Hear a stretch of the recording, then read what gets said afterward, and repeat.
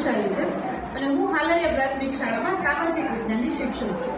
સામાજિક વિજ્ઞાનમાં વિદ્યાર્થીઓને નકશો કરાવવો એ હકીકતે ખૂબ જ ઇન્ટરેસ્ટિંગ વાત છે, પણ હું આના માટે A1 સાઇઝનો નકશો ગોતી તેને મળતું નથી. હવે મારી સ્કૂલ AIFમાં આવે છે, તો મેં જે AIFમાં જે ફેકલ્ટી આવે છે એમને વાત કરી કે મારે આ પ્રકારનું મટીરિયલ જોઈએ છે, અને AIFએ મને મારા એક્સપેક્ટેશન કરતાં પણ બહુ સારું મટીરિયલ પ્રોવાઈડ કરેલું છે, જે હું તમારી સાથે શેર કરું છું.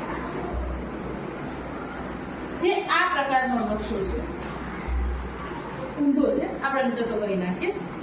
આ છે ભારતનો નકશો.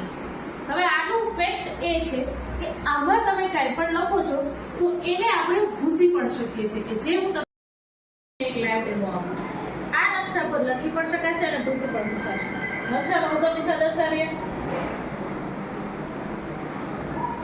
Very good. અને આને ભૂસી પણ શકાય છે. કેવી રીતે? તો આ નકશાને હું વર્ષો સુધી વાપરી શકીશ અને વિદ્યાર્થીને કહી શકીશ કે કયું રાજ્ય ક્યાં છે તે દર્શાવો. તો તમારી શાળામાં પણ જો દીપશાળા પ્રોજેક્ટ ચાલે છે તો આવો નકશો તમને પણ મળશે, અથવા જો નથી ચાલતો તો તમે આવો નકશો બનાવીને તમારી શાળામાં વસાવો, કે જે તમને તમારા વિદ્યાર્થીઓને ભણવાની અને ભણાવવાની બંનેની બચાવશે. Stay tune.